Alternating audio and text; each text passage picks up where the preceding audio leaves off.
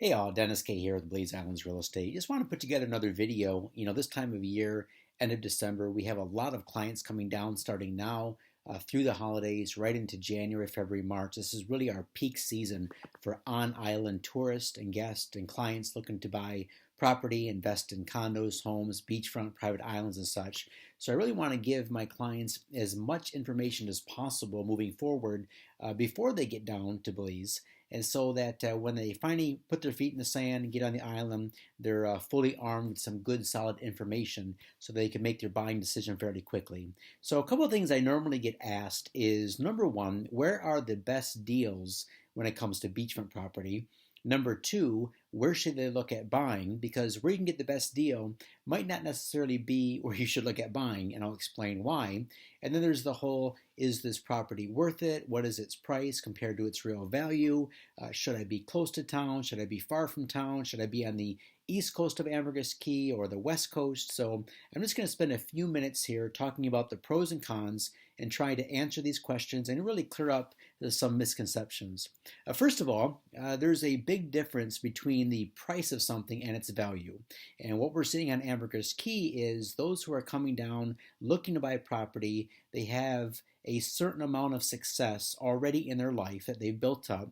And because of that, they're looking for the best possible property at the best possible price. Now that varies depending on the individual, their personal style, what they're looking for. For example, someone who wants all the luxuries at their fingertips is very willing to pay top dollar for a home or a condo or a piece of land in an area that is well established, that has all the services and amenities. Everything is right there. They just need to pull up, unlock the door, and they are living in luxury, the island lifestyle. Whereas others who are just as successful want to get away from that lifestyle. They want a thatched roof home on the beach. They don't want very many people around. They just want their couple dogs and maybe a boat at their front yard, and they really want to soak in the nature. And we have all of that on Ambergris Caye, but where is right for you? Well, it depends on your lifestyle, depends on what you're looking for, and it also very much so depends on your budget. So just let me give you some examples here. I'm going to go through some information. First of all, if you look at this next slide, many people ask me, should I be looking on the East Coast or on the West Coast? Well, there's a big difference between the two. The East Coast has historically been the most popular and the most desirable throughout the years. Why? Well, because the barrier reef that runs the length of the island is just a few hundred yards off the shore. So this means if you want to go snorkeling, you want to do some diving, in-reef fishing, off-reef fishing, all those things are literally right at your front door. So most people like that East Coast feel. That's where the ocean breezes come in, you're overlooking the Caribbean Sea, and that's what people are most exposed to when they first land on Ambergris Caye.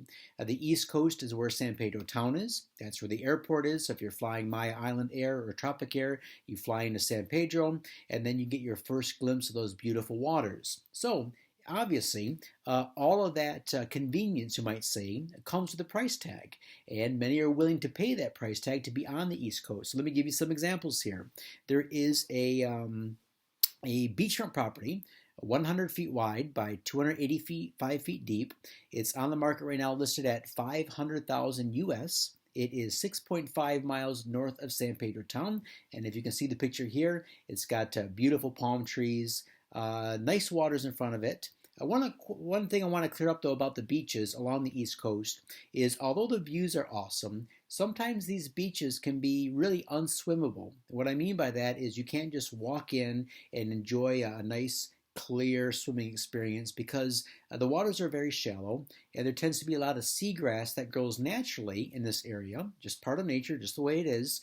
And on top of that, a lot of sargassum grass rolls in from the Caribbean Sea, and it accumulates on the beach. That, along with some plastic trash that's floating around in our oceans, and so it takes some maintenance work to keep up your beaches. Just be mindful of that. But if you're willing to overcome that, get out there once a day, a couple times a day, and rake that up, you're going to have a beautiful beach. So here's an example of a property that is very affordable, in my opinion, for someone who is looking for that on-island luxury experience. They can pick up this lot for $500,000, put a 2,000 square foot home on it for another, say, 400,000 or 500,000, furnish it off, and for just about $1 million, you can have your own private home on the east coast of Ambergris Caye, facing the Caribbean Sea, and live the life of your dreams. If we go on to the next property, this one is 2.5 miles south of San Pedro town. It's located in the Holiday Lands area. It's 100 feet wide by 165 feet deep. This has a huge, shocking price tag of 800,000 US. I thought it was a typo. I thought it was supposed to be 80,000 US, but no, it's 800,000 US. And for those of you who are studying the Ambergris Caye market, or sort of have been following the market, seeing what it's done over the past several years, you realize that this is a tremendous price tag. And you might think, how can a person justify that? Easy. There's not much property left. And if you want to have a home 2.5 miles from San Pedro town on the ocean, are you willing to pay 800,000 US for it? Well, a lot of times the answer is, if you have the budget, yes. Because let's be honest, for most people coming down to Belize, if they're looking to buy a second home, a retirement home, a vacation home on the beach, then the difference between spending 800,000 US and 6, 5, 4, or 2 isn't that much of a stretch. Somebody can buy this property for 800,000. It's 100 feet wide, so they can build 2 homes on it, 2,000 square foot each. And now for about $2 million, you have 2 side-by-side beautiful homes. You can rent them out on Airbnb, use them as an investment, maybe even subdivide the lot, flip them at some point. So you can do a lot with this. But I'll absolutely agree with anyone who wants to argue the fact that 800 grand is quite a high price tag for that. The next one I want to look at, show you today, is a property 7 miles north. This slide has a typo on it. Sorry about that. 7 miles north of San Pedro town in the Mexico Rocks area. This is one of the most beautiful parts of the east coast of Ambergris Caye because of the crystal clear waters. You can see there in this photo, the waters are absolutely stunning and beautiful. This property is 150 feet wide by 297 feet deep. Price tag on it is $575,000. All right, so what I've shown you so far are 3 what I would consider luxury beachfront options. For those looking for convenience, comfort, the budget is pretty high, and they can be prepared to spend $500,000 on the lot, another $500,000 on the home, and for between $1 and $1.3 million, you can have a beautiful beachfront home. Now, they do have some lower priced options on the East Coast. For example, here's a property up at Robles Point for $319,000. This is 150 feet wide by 264 foot deep. This is 16.5 miles north of San Pedro town, just about 3 miles north of where the new Jimmy Buffett's property is going in. This is a Robles Point deal that I think is pretty good. In fact, if I had the cash liquid right now, I'd probably pick this up to add to my portfolio. This is a lot that has 100 feet of beachfront by 220 feet deep, and it's only $115. So pretty darn good deal there. And then here's a Palm Bay lot on the East Coast. Now, once you start to get up into this Palm Bay area, access becomes a real issue because this part of the island is not easy to get to at all. And so I would consider this a buy and hold for the long term. So this is $140,000 for 100 feet wide by 200 feet deep. Again, it's about 20 miles north of town, which on the island is a very, very long way. Still, if you have an extra $140,000 in your pocket, you want to plop it down and put it somewhere safe, I don't think you can go wrong with a lot like this.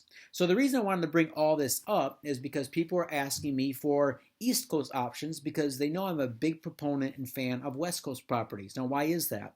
Well, we talked about the pros and cons of the East Coast. The pros are you get that beautiful Caribbean view, you get the beautiful trade winds coming in off the sea, sunrise views if you're up that early, and it's just awesome. I love the East Coast. I used to own a condo on the East Coast, pretty far up north, and I loved it up there.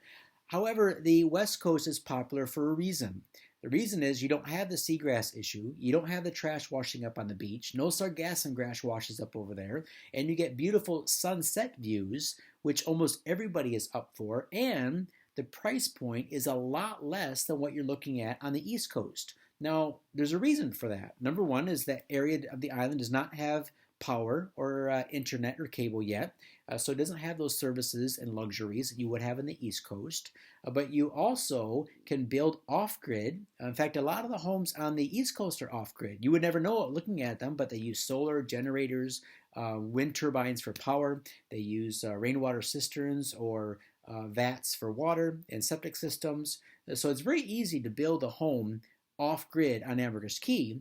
But remember, the deals you can get on the west side are just tremendous. And for a full description of all of those deals, I just posted a video about, I think 5-6 days ago now. So if you look at my YouTube channel feed, you'll be able to see those.